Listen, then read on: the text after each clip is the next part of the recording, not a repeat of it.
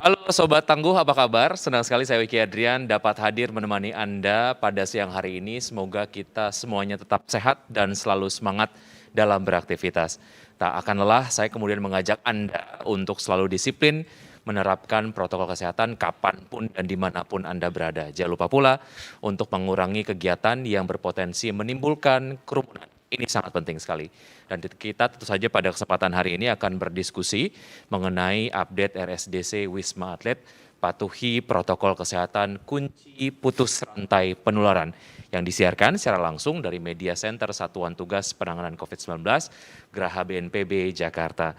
Kenaikan kasus pada minggu kelima pasca periode libur Idul Fitri tidak hanya terjadi pada daerah yang menjadi tujuan mudik seperti Jawa Barat, Jawa Tengah, Jawa Timur, dan daerah istimewa Yogyakarta saja, namun juga terjadi di daerah asal pemudik, yaitu DKI Jakarta.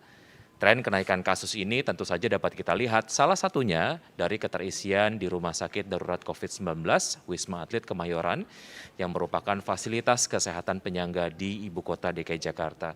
Dan kenaikan ini terpantau sejak 18 Mei 2021 dan terus mengalami tren peningkatan pasien yang menjalani perawatan dengan penambahan per hari mencapai 500 hingga 600 pasien. Nah, apa yang kita bisa lakukan saat ini? Apakah kita sebagai masyarakat juga bisa berkontribusi aktif menekan penularan? Telah hadir bersama kami sore hari ini di studio Maijen TNI Dr. Tugas Ratmono SPS MARS MH, Koordinator Rumah Sakit Darurat COVID-19 Wisma Atlet Kemayoran. Apa kabar Pak Tugas? Alhamdulillah baik Mas Vicky. Ya. Terima kasih sudah hadir bersama kami di studio dan juga meluangkan waktu di tengah kegiatan yang pasti sangat padat sekali begitu ya. Baik, dan berikutnya narasumber yang juga sudah bergabung bersama saya di studio ada Dr. Sony Haribe Harmadi. Beliau adalah Ketua Bidang Perubahan Perilaku Satgas Penanganan COVID-19. Salam sehat, Pak Sony apa kabar? Salam sehat, alhamdulillah baik Mas Vicky. Terima kasih sudah diluangkan waktunya untuk hadir. Saya tahu juga Pak Sony juga sangat sibuk, tapi kita kemudian di sini untuk memberikan banyak informasi kepada masyarakat terkait dengan pandemi COVID-19. Baik, sebagai informasi sebelum kita mulai perbincangan, kondisi studio telah disanitasi, mikrofon yang kami gunakan sudah disinfeksi dan kami juga senantiasa menjaga jarak dan tetap menggunakan masker. Dan talk show ini juga tentu saja memperhatikan protokol kesehatan dan ditujukan untuk semua kalangan. Kita mulai saja perbincangan kita pada sore hari ini. Saya ke Pak Tugas terlebih dahulu. Pak Tugas sebelum masa libur di bulan Maret lalu, Pak Tugas kemudian sempat hadir juga memberi gambaran resiko pada masa libur gitu ya. Dan ternyata itu yang kemudian terjadi sekarang. Nah, mungkin Anda dapat sampaikan perkembangan terkini di RSDC Wisma Atlet seperti apa dinamikanya Pak Tugas? Baik, jadi kita lihat hari ini laporannya ya. Laporannya hari ini tercatat dalam laporan tadi pagi itu adalah hunian Rumah Sakit Darurat COVID-19 Wisma Atlet ini sejumlah hunian saat ini adalah 5.551. Ya, jadi cukup besar ini untuk perawatan di rumah sakit. Dan ini menghuni 75,05% gitu ya, 0,05%. Ini sudah kita naikkan kapasitas tempat tidur hunian yang tadinya 5.994 tempat tidur yang kita siapkan, saat ini kita menyiapkan tambahan 1.400 menjadi 7.394 tempat tidur. Jadi huniannya saat ini memang jadi 75,5%, 0,05%. Dan ini saya kira tadi sampaikan oleh Mas Vicky betul bahwa sejak kira-kira seminggu ini pertambahan itu antara 500 dan 600. Tertinggi pertambahan mungkin 3 hari yang lalu 625 pasien sehari. Ini jadi memberikan tenaga kita betul-betul luar biasa ekstra kerjanya, sehingga ini menimbulkan suatu hal yang harus kita antisipasi lebih lagi.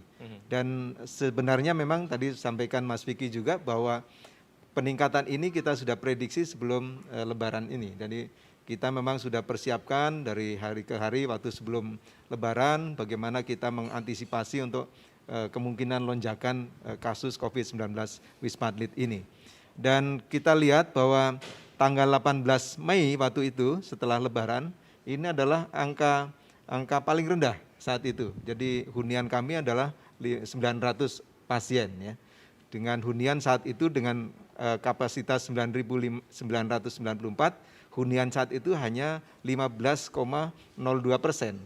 Namun saat ini begitu pesat sehingga kita harus menambah bed lagi adalah 1.400 bed dengan kapasiti saat ini adalah 7.394 bed dan hunian kami saat ini adalah 75,5%, 0,5%. Saya kira itu gambaran saat ini ya. Baik, mungkin artinya, nanti bisa oke. apa hal yang bisa sampaikan lagi ke depannya. Baik, artinya walaupun memang sudah dilakukan penambahan bed secara bed occupancy rate itu ada di 75,5% tadi begitu, 0,5%. Baik. Nah, sejauh mana Pak Tugas terkait dengan penambahan bed ini menjadi solusi dalam penanganan pasien COVID-19 di Wisma Atlet sendiri?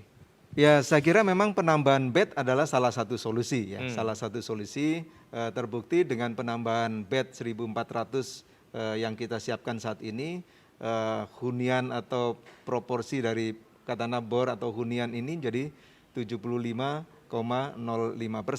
Kalau dengan katakanlah saat itu belum ditambah ya 5.994 bed yang kita siapkan, pasien saat ini adalah 5.551 orang, bayangkan ini sudah 90% lebih tentunya. Jadi saya kira penambahan ini menjadi suatu antisipasi yang tentunya bisa memberikan pelayanan pada masyarakat yang kita layani ini. Ya. Baik, itulah pentingnya kemudian kita memiliki proyeksi terkait dengan penambahan jumlah kasus dan lain sebagainya agar dapat diakomodir dengan berbagai langkah antisipatif. Baik, terkait dengan kapasitas tempat tidur yang terus ditingkatkan, Pak Tugas, tapi jumlah kemudian pasiennya juga nampaknya terus meningkat begitu ya, perharinya pasien bertambah 500 sampai dengan 600. Jika pasien terus bertambah, seperti apa kemungkinan yang ataupun dinamika lah yang nantinya akan terjadi di Wisma Atlet sendiri? Tentunya dengan dinamika ini ya kita kalau terus bertambah, ini kami masih punya saat ini adalah 1.843 bed ya. Jadi kalau pertambahan 500 per hari ya kita tinggal bisa hitung tinggal berapa hari lagi ya.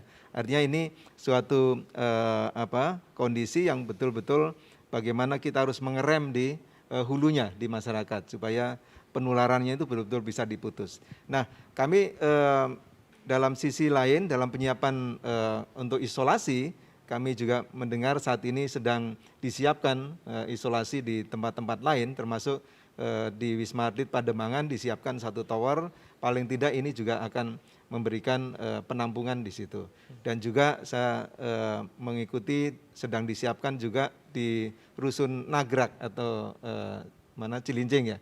Di sana juga cukup banyak tempat tidur yang disiapkan sehingga paling tidak ini akan menambah kapasiti. Namun kapasiti ini pasti ada keterbatasan. Nah, oleh karena itu sangat penting adalah bagaimana mutusnya rantai penularan di masyarakat ini yang sangat-sangat penting, ini yang menjadi perhatian kita semua tentunya. Ya. Baik, upaya untuk mengurangi jumlah kasus positif COVID-19 tentu saja ada di hulu begitu ya, dan bicara mengenai ini tentunya saya akan kemudian tanyakan beberapa pertanyaan ke Pak Sony. Pak Sony, seperti yang tadi sudah disampaikan oleh Pak Tugas, tingkat keterisian dari RSDC dapat juga dilihat ini penularannya juga tinggi di masyarakat begitu.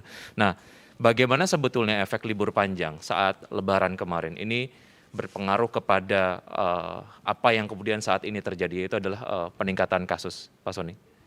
Ya, ini sekali lagi meneguhkan bahwa pengalaman 4 kali libur panjang di tahun 2020 yang selalu menimbulkan lonjakan kasus, kan sebetulnya sudah kita duga nih. Kalau ini terjadi lagi di 2021 kita tidak bisa mengendalikan mobilitas, pasti naik lagi. Padahal kita sudah membuat kebijakan, pemerintah sudah membuat kebijakan untuk melarang atau meniadakan mudik. Bisa dibayangkan kalau pelarangan atau peniadaan mudik itu tidak dilakukan. Jelas sekali bahwa kenaikan atau lonjakan kasus ini terjadi sebagai efek dari libur panjang. Walaupun mungkin sebagian orang mempertanyakan adanya kemungkinan penularan yang lebih masif karena varian baru itu udah ada dari sebelum-sebelumnya. Ya, sebelum libur panjang itu sudah ada varian baru. tetapi begitu ada libur panjang selesai, dalam 2-3 minggu kemudian terjadi lonjakan dan sekarang kita melihat seperti ini.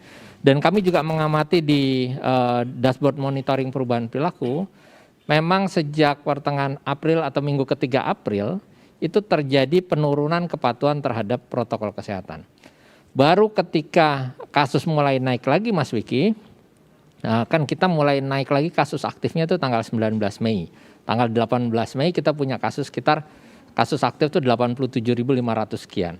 Tapi mulai naik lagi 19 Mei dan naik terus ya, per kemarin sudah 116.000. Artinya 29.000 tambahan kasus aktif sejak tanggal 19 Mei sampai tanggal kemarin 15 Juni ya, 14 Juni. Nah, jadi ini menunjukkan bahwa begitu cepatnya ya dampak dari libur panjang ini. Tentu kami ya Pak Tugas sendiri, teman-teman di Wisma Atlet berupaya untuk memberikan pelayanan ya, karena bagaimanapun juga mereka yang sakit atau butuh tempat isolasi sebisa mungkin kita bantu ya. Tetapi upaya untuk mengerem laju ini sangat penting karena tidak mungkin pelayanan kesehatan sebaik apapun itu melayani lonjakan yang drastis. Maka upaya untuk ngerem di hulu menjadi sangat penting. Oleh karenanya kami melakukan 3 hal sekarang strategi. Yang pertama adalah menegakkan protokol kesehatan. Pengetahuan sudah ada, tetapi kami minta agar daerah itu betul-betul memastikan bahwa tidak lagi ada kerumunan, masyarakat menggunakan masker, mencuci tangan dan seterusnya. Yang kedua, membatasi mobilitas.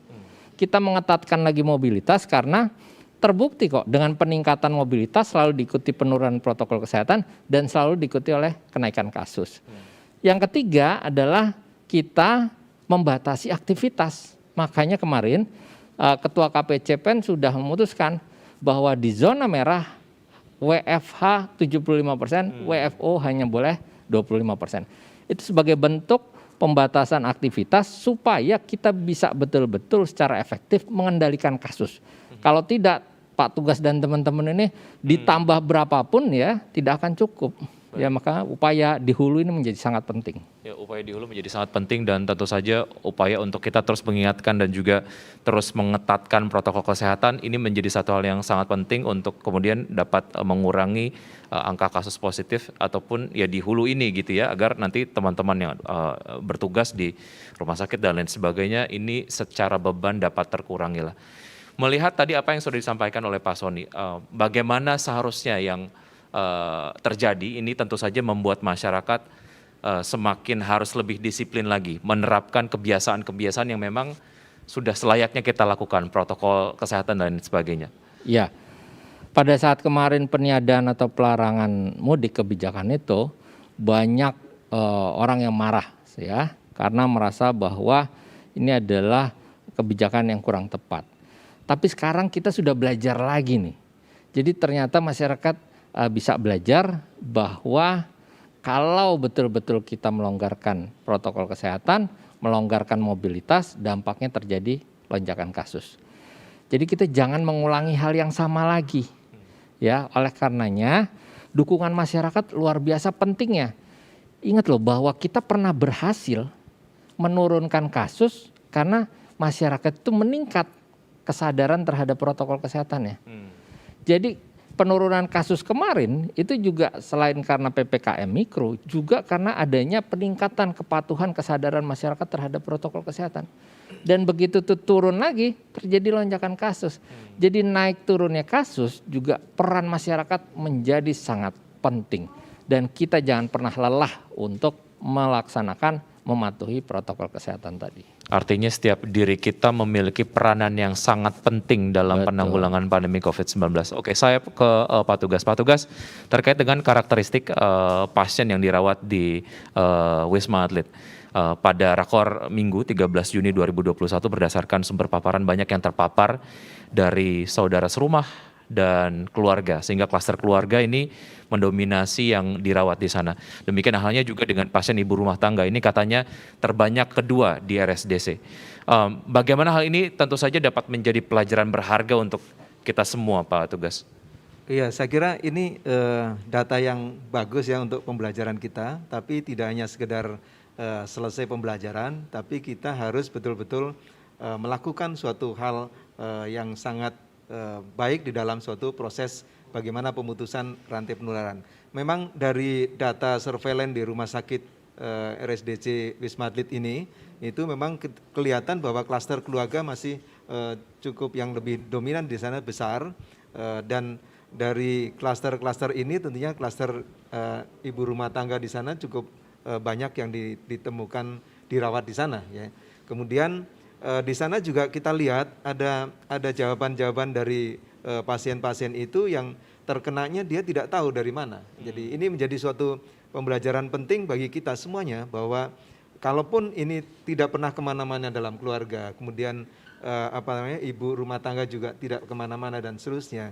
Tapi barangkali ada dalam satu keluarga yang juga ikut keluar atau mobilitas di sana. Sehingga ini juga menjadi suatu risiko yang tentunya bisa kalau dia keluar gitu, mobilisasi terus tertular gitu ya, lagi menularkan lagi di keluarganya. Dan juga ini menjadi suatu pertanyaan lagi bahwa apakah sekarang beberapa keluarga ini sudah melakukan suatu mobilitas keluar rumah. Ini juga menjadi suatu hal yang saya kira perlu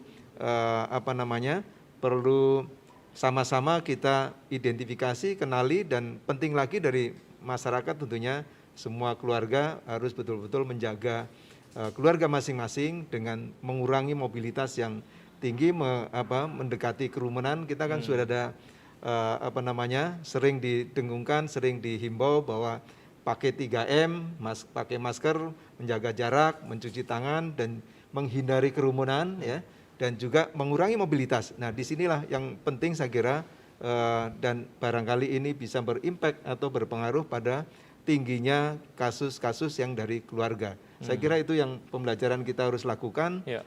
Mari semuanya keluarga ada betul-betul menjaga supaya tidak tertular dari orang lain. Ya, yang harus diingat lah ya, ingat pesan Ibu itu ya Pak Tugas ya, untuk tetap menjalankan protokol kesehatan, karena yang paling kita tidak kemudian terjadi adalah COVID-19 ini menulari ibu sendiri begitu, karena kita tidak membatasi mobilitas gitu ya. Baik, oke, terkait dengan pasien yang dirawat di Wisma Atlet Pak Tugas, untuk tingkat gejalanya seperti apa? Bagaimana dengan pasien OTG yang masih menjalani karantina di Wisma Atlet? Apakah akan dipindahkan ke Pademangan atau ke Rusun? Karena prioritas yang kemudian dirawat adalah gejala ringan dan juga sedang di Wisma Atlet. Ya, saya kira ini suatu bagaimana mengantisipasi dari isolasi dari orang-orang yang terpapar ya, baik itu terpapar tapi tanpa gejala, kemudian terpapar dengan gejala ringan, kemudian terpapar gejala sedang, berat, dan seterusnya gitu ya. Jadi seperti konsep yang kita laksanakan di Rumah Sakit Darurat COVID-19 Wisma Atlet ini adalah dari awal kita hanya merawat ringan dan sedang sebenarnya. Namun saat ini kita menampung yang hampir 2/3, lebih dari separuhnya lah katanya, atau separuh kira-kira itu adalah tanpa gejala. Ya. Jadi ini menjadi suatu, saya kira, hal yang kita harus antisipasi ke depan. Mudah-mudahan di Wisma Pademangan dan Rusun Nagrak gitu ya, segera bisa difungsikan sehingga pasien-pasien yang datang dengan atau yang OTG kita betul-betul arahkan ke Pademangan maupun diarahkan ke Rusun Nagrak, sehingga tentunya ini bisa paling tidak memberikan suatu beban di rumah sakit manapun gitu ya, terutama di RSDC Wisma Atlet ini jadi lebih terkendali, terkontrol, dan tentunya ini membuat suatu pelayanan isolasi yang tentunya lebih baik. Namun ini kembali bahwa kami ini ada di hilir ya. Yang paling penting di hulu di sana. Bagaimana memutus jangan sampai tertular dari orang-orang yang sudah tertular. Ya. Baik, Pak Tugas, pertanyaan saya berikutnya ini adalah memang agak sedikit teknis, tapi kemudian masyarakat memang perlu mengetahui lah. Jika kemudian Wisma Pademangan dan juga Nagrak ini khususkan untuk pasien OTG begitu, tapi kemudian ada pada saat perkembangannya pasien mengalami pre-simptomatik. Apakah kemudian ini akan dirujuk ke Wisma Atlet dan seperti apa alur pasien ataupun koordinasi lah antar rumah sakit darurat yang ada saat ini? Seperti yang kita sudah beberapa kali sampaikan ya di masyarakat maupun ke fasilitas-fasilitas puskesmas katakanlah di ujung-ujung dari masyarakat di sana. Jadi kami selalu koordinasi dengan puskesmas dan yang masuk ke Rumah Sakit Darurat COVID-19 Wisma Atlet saat ini adalah yang membawa rujukan dari puskesmas wilayahnya gitu. Jadi ini di sana paling tidak sudah terscreening apakah ini memang bergejala ringan, sedang dan seterusnya atau yang OTG. Nah, ke depan saya kira kalau sudah difungsikan Pademangan, Nagrak gitu ya, rumah sakit Rusun Nagrak, tentunya ini sama screening adalah dari puskesmas wilayahnya, tentunya mereka apakah dari PPKM skala mikro di sana. Jadi ini saya kira PPKM skala mikro harus betul-betul dikuatkan dan ini nanti men-screening untuk mana yang diisolasi, koordinasi dengan puskesmas tentunya nanti puskesmas akan mengiring baik itu di Wisma Atlet maupun di Pademangan maupun di Rusun Nagrak. Dan ini sangat penting kolaborasi yang terjadi di dalam menampung untuk isolasi khususnya khususnya isolasi yang tanpa gejala. Ini sangat penting saya kira untuk betul-betul memberikan pelayanan yang baik bagi masyarakat. Ya, koordinasi dan juga kolaborasi itu tadi ya antara ketiga tempat isolasi ini begitu ya, tempat perawatan. 3K tadi ya. 3K tadi. Baik. Komunikasi, koordinasi, kolaborasi. Saya kira Baik. ini yang harus kita lakukan dan tidak hanya diucapkan tapi dilaksanakan di lapangan dengan baik. Baik, saya ke Pak Soni. Pak Soni tadi disebutkan bahwa klaster keluarga dominan dirawat di RSDC. Padahal mulai dari keluarga sebetulnya kebiasaan baru ini mestinya dimulai karena keluarga merupakan lingkup ideal untuk memulai kebiasaan baru. Dan tentu saja kita mau nggak mau harus berkompromi dengan situasi pandemi ini Pak Soni. Tapi ternyata kasus ini masih kemudian terus meningkat. Kasus aktif juga sekarang masih tinggi. Bagaimana Anda melihat ini Pak Soni? Iya, jadi sebetulnya harusnya memang keluarga itu menjadi benteng utama di dalam mencegah terjadinya penularan COVID-19. Tapi kita tahu juga bahwa sekarang sudah mulai banyak terjadi mobilitas bukan hanya secara individual untuk kepentingan bekerja, tapi mulai terjadi peningkatan mobilitas untuk kepentingan wisata bersama keluarga. Nah, kemudian juga yang menjadi tantangan adalah ketika acara kumpul keluarga itu cenderung mengabaikan protokol kesehatan karena berasumsi bahwa anggota keluarga ini adalah orang-orang yang aman terbebas dari COVID-19. Padahal ketika berkumpul dengan anggota keluarga yang tidak satu rumah, nah, ini potensi penularannya menjadi sangat tinggi. Apalagi biasanya kan mencopot masker, ya kan, tidak menjaga jarak, bahkan bersentuhan secara fisik. Nah ini menjadi PR ya. Memang keluarga ini harus ada upaya. Kami juga akan terus berupaya untuk mengedukasi terus, karena bagaimanapun juga melindungi keluarga kita, menyayangi keluarga kita itu bukan terus kemudian harus bersentuhan secara fisik, bertemu secara fisik dan seterusnya. Lalu kemudian tadi mobilitas karena liburan kan meningkat ya. Kemarin kita tahu bahwa di tempat-tempat wisata banyak keluarga yang berlibur. Tidak mengherankan tadi seperti kata Pak Tugas, klaster keluarga juga mulai meningkat. Nah makanya kemarin arahan Bapak Presiden bahwa harus dihitung dengan cermat dan harus sangat hati-hati untuk pembukaan pembelajaran tatap muka. Terutama karena memang meningkatnya klaster keluarga dan ada risiko tadi. Baik, terkait dengan risiko-risiko akibat tingginya mobilitas ini sering sekali kita suarakan, sering sekali kita informasikan kepada masyarakat, tapi kemudian penambahan kasus juga terus terjadi. Nah, jika protokol kesehatan diabaikan, seperti apa resikonya Pak Soni? Ini tentu saja menjadi pengingat lah ya untuk kita semua. Kan begini, kenapa sih orang harus memakai masker, menjaga jarak, kalau bisa jarak 2 meter, lalu kemudian mencuci tangan? Itu semua sudah dibuktikan secara ilmiah ya. Aturan protokol kesehatan tidak dibuat berdasarkan opini, tetapi berdasarkan pendekatan ilmiah. Jelas sekali bahwa apapun variannya, apapun bentuk mutasi virusnya, cara pencegahannya sama. Pakai masker, jaga jarak, cuci tangan, ya. Plus sekarang juga didorong agar ruangan itu bisa mengalami sirkulasi udara yang baik, sehingga menekan risiko penularan melalui aerosol, ya. Nah, jadi semua tahu bahwa penularan ini bisa terjadi karena percikan air liur berbentuk yang besar itu droplet, yang kecil aerosol masuk melalui hidung, mulut atau mata kita. Sehingga ini harus ditutupi, dikurangi risikonya dengan memakai masker. Menjaga jarak 2 meter kan jelas juga bahwa seseorang ketika berbicara, ketika batuk, itu droplet yang terlontar atau aerosolnya bisa menjangkau jarak 2 meter.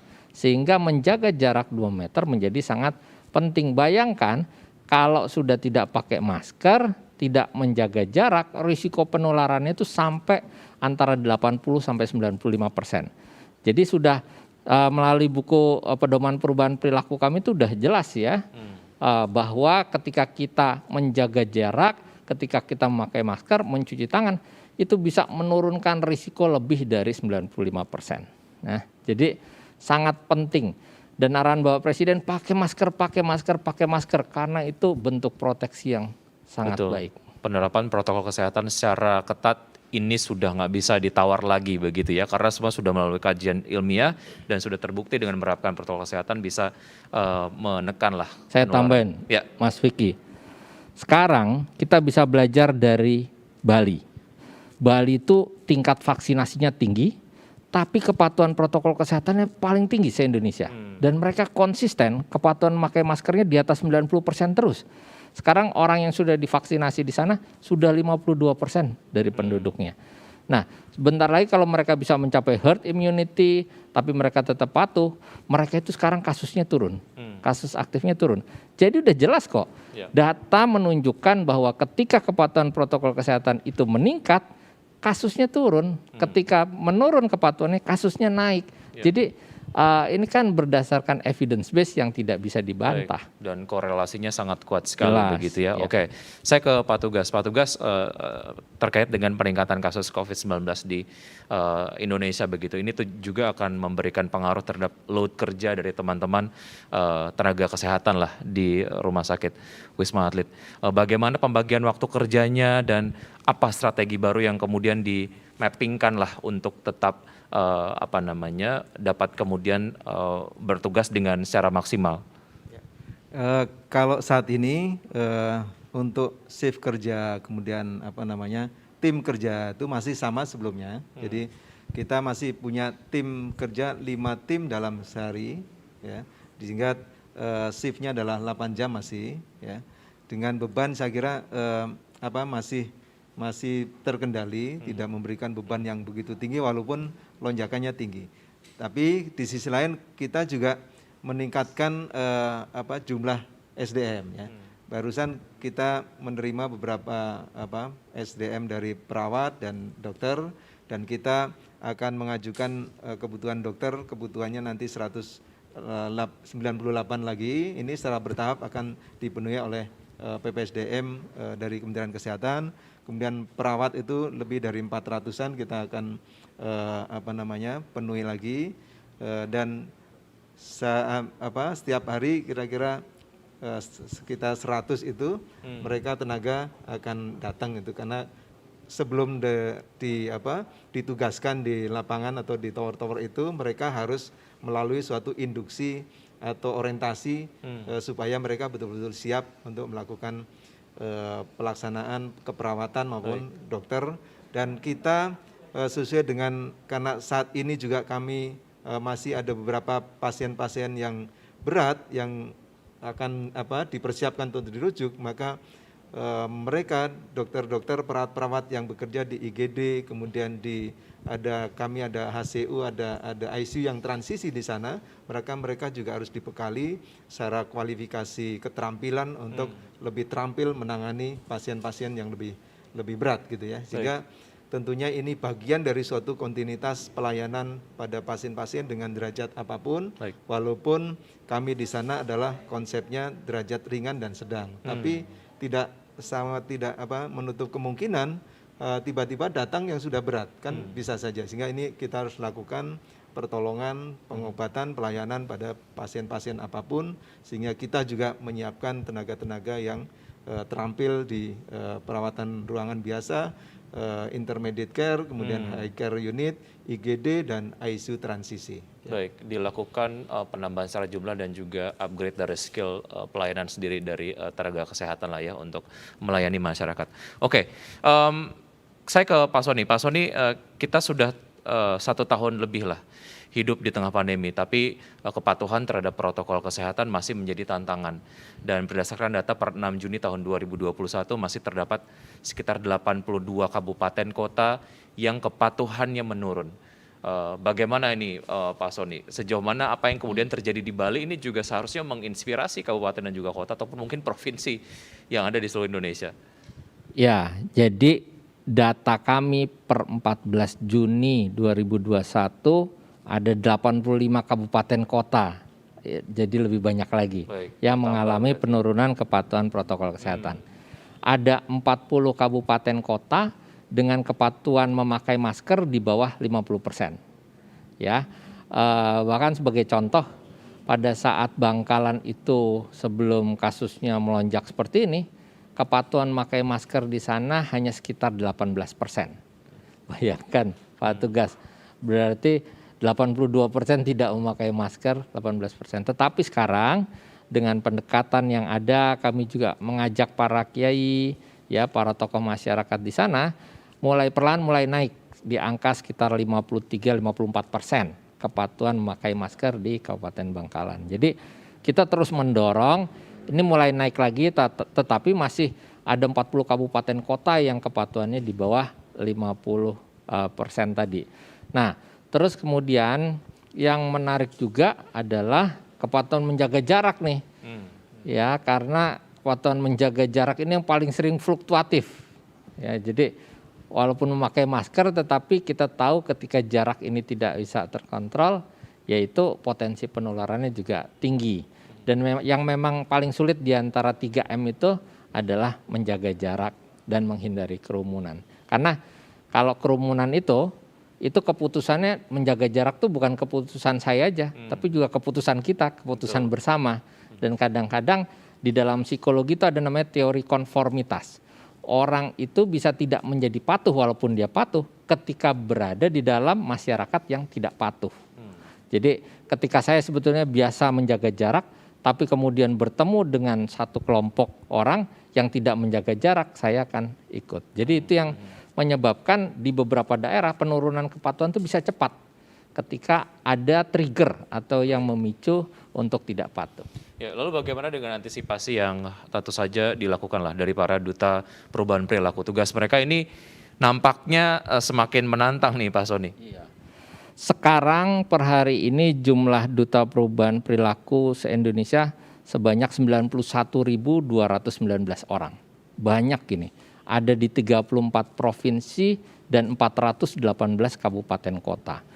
Nah, cuma memang kelihatan nih, mereka udah mulai agak jenuh untuk mengedukasi karena dari proporsi yang ada itu ternyata penolakannya mulai meningkat lagi. Jadi ada masa-masa di mana masyarakat yang diedukasi itu mau, tapi ada masa di mana mulai muncul penolakan untuk diedukasi. Dan mereka sekarang kami minta juga para duta untuk tidak hanya mengedukasi tetapi berperan serta aktif di dalam kegiatan posko desa atau posko kelurahan untuk mensukseskan program PPKM Mikro. Baik, oke. Himbauan lah mungkin yang bisa disampaikan oleh Pak Sony sendiri agar protokol kesehatan untuk menciptakan ketahanan dari virus corona ini dan juga gaya hidup dengan protokol kesehatan yang harus kembali ditegakkan agar rantai penularan COVID-19 benar-benar terputus. Apa Pak Sony yang ingin disampaikan? Sampai hari ini ya strategi pencegahannya masih sama. Ya tidak berubah, pakai masker, jaga jarak, jangan berkerumun, cuci tangan, pakai sabun. Dan masyarakat itu bukan sebagai objek di dalam pengendalian COVID-19, tetapi sebagai subjek yang justru sangat menentukan. Kerjanya Pak Tugas dan teman-teman nakes itu ditentukan oleh seberapa patuh, seberapa sadar masyarakat untuk melaksanakan 3M. Baik, itu yang perlu disadari oleh masyarakat bahwa kita adalah subjek bukan objek begitu ya. Baik, saya ke Pak Tugas. Pak Tugas, himbauan lah untuk kita semua supaya kemudian kita dapat belajar dari yang terjadi tahun lalu setelah libur panjang, kasus pasti meningkat dan itu terlihat dari pada libur panjang di tahun ini Pak Tugas bahwa mobilitas yang tinggi ini menyebabkan penularan semakin tinggi. Apa yang ingin Anda sampaikan Pak Tugas? Ya, saya kira yang kita harus sampaikan pada teman-teman atau masyarakat semuanya ya bahwa sehebat apapun gitu ya, sesiap apapun di rumah sakit dimanapun, termasuk di rumah sakit darurat COVID-19 Wisma Atlet, kalau itu yang masuk terus menerus ya, dan tetap kami punya keterbatasan, sehingga yang pesan saya kira yang paling kita harus sama-sama lakukan adalah mari jangan kendor ya untuk disiplin protokol kesehatan. Jadi yang paling penting utamanya adalah memakai masker, yang kedua tadi jaga jaraknya lah. Ini yang sangat penting untuk kita sampaikan dan hindari kerumunan tentunya. Dan mobilitas ini sangat penting juga karena kalau mobilitas akan memungkinkan sekali terjadinya ketemu dengan yang lain. Jadi untuk memutus rantai penularan tentunya tadi pakai masker, jaga jarak. Mari itu betul-betul jangan kendor, terus memakai masker, terus menjaga jarak dengan baik, dan sayanginlah diri sendiri dan sayanginlah orang lain karena kemungkinan bisa tertular dari siapapun. Baik, selain ada saya yang kemudian dari tadi sudah menanyakan banyak sekali pertanyaan, ternyata ada teman-teman media juga nih yang ingin bertanya kepada Pak Tugas terlebih dahulu. Ini dari Kristi dari berita1.com. Pemerintah sudah memiliki sistem pengecekan ketersediaan tempat tidur melalui sistem Siranap RS. Apakah sistem ini berjalan dan RSDC masuk dalam sistem ini? Sehingga masyarakat atau petugas kesehatan tahu bahwa jumlah sebenarnya tempat kosong di rumah sakit rujukan maupun di Wisma Atlet. Itu yang pertanyaan pertama. Untuk pertanyaan kedua nanti mungkin saya tanyakan kembali ya. Mungkin boleh dijawab untuk pertanyaan pertama terlebih dahulu Pak Tugas. Ya, data katakanlah ketersediaan baik itu tempat isolasi ya. Nah, yang kedua adalah ICU. Itu tentunya semua rumah sakit sudah terdata dalam suatu sistem Siranap gitu ya. Sehingga tentunya ketersediaan ini bisa juga mencari info dari sistem Siranap ini. Termasuk rumah sakit darurat COVID-19 Wisma Atlet ini juga terlaporkan tiap harinya sampai ke Kementerian Kesehatan atau sistem ini, sehingga tentunya bisa melihat bagaimana ketersediaan, paling tidak nanti ketersediaan dilihat dari bornya berapa dan lain sebagainya. Ini jadi kita selalu melaporkan dan tentunya selalu terdeteksi di dalam sistem itu. Baik, terkait dengan bor, ini adalah pertanyaan lanjutan juga dari Kristi ya di berita1.com. Data Kementerian Kesehatan menyebutkan bahwa bor di DKI Jakarta saat ini sudah sebesar 68%. Apakah data tersebut termasuk bor di Wisma Atlet, Pak Tugas? Kalau di DKI itu yang termasuk bor di DKI yang terdata itu adalah semua rujukan atau rumah sakit rujukan COVID ya. Jadi mungkin juga tidak termasuk yang di rumah sakit darurat COVID-19 Wisma Atlet. Namun demikian kita selalu sering menginformasikan dan bahkan dari Dinas DKI sendiri juga memberikan informasi pada kami untuk bornya seperti ini gitu ya. Jadi saya kira ini suatu kolaborasi yang betul-betul memang harus tahu masing-masing rumah sakit, masing-masing, dan ini juga bisa terinformkan pada masyarakat. Dan kami selalu memberikan info update pada masyarakat juga bagaimana keterisian di Rumah Sakit Darurat COVID-19 Wisma Atlet ini. Ya. Baik, demikian jawaban dari Pak Tugas. Semoga jawabannya dapat menjawab pertanyaan yang tadi sudah disampaikan oleh Kristi dari berita1.com. Baik, sebelum kita mengakhiri acara pada hari ini, saya mintakan ke Pak Sony terlebih dahulu. Apa pesan yang kemudian Anda ingin highlight lagi Pak Sony kepada masyarakat lah? Ya, kita berjuang bersama ya. Pandemi belum selesai, jangan pernah lelah.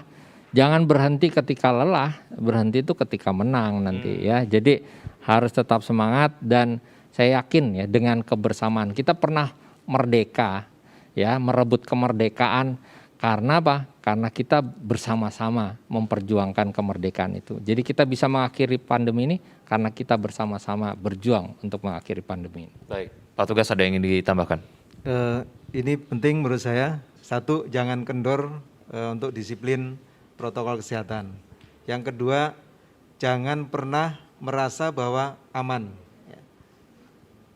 Manakala kita merasa aman, katakanlah ini berkumpul dengan teman, oh kita nggak apa-apalah, ini kan kita sudah sama-sama negatif gitu ya, tidak dites negatif. Nah, saat kita merasa aman, disitulah sebenarnya tidak aman. Nah, jadi inilah yang penting dua hal tadi, tetap jangan kendor memakai masker dan atau disiplin protokol kesehatan. Yang kedua, jangan pernah merasa aman dalam situasi pandemi saat ini yang belum selesai. Ya. Setiap dari kita adalah stakeholders dari penanggulangan pandemi COVID-19. Setiap dari kita memiliki peran yang sangat-sangat penting. Jadi peran aktif untuk menerapkan protokol kesehatan ini menjadi satu hal yang kayaknya nggak bisa ditawar seperti yang tadi sudah disampaikan oleh Pak Sony. Pak Tugas, terima kasih sudah berbincang. Pak Sony, terima kasih sudah berbincang. Makasih. Semangat selalu, sehat selalu. Sampai semangat. jumpa. Baik, dan pemirsa, tiba saatnya kita di penghujung acara. Semoga bincang-bincang hari ini dapat bermanfaat untuk kita semua. Dan tidak lupa saya untuk selalu mengingatkan Anda memakai masker dengan benar, kemudian menjaga jarak dan menghindari kerumunan, mencuci tangan dengan menggunakan air di air yang mengalir, dan mengurangi kegiatan di luar rumah. Kita akhiri talkshow kita hari ini. Saya Wiki Adrian bersama tim yang bertugas dan para narasumber pamit undur diri. Selamat sore dan salam tangguh.